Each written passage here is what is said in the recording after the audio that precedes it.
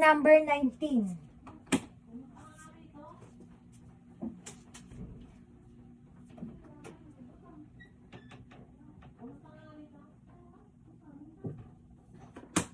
Hi!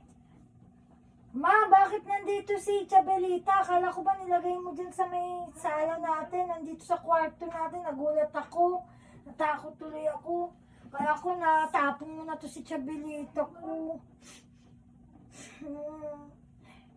Chabelita, bakit natanggal ang, naalis ang iyong mata? Oh, diba? Awa awa ko kay Chabelita. Ayan, tingnan mo ang suot niya. Dapat papalitan ko ang suot niya. Guys, diba?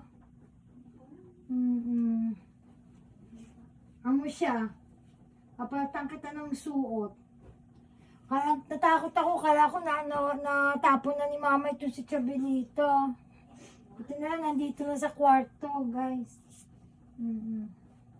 Naman, ng damit, niya, suot. Papalitan ko na, di ba? Ayan.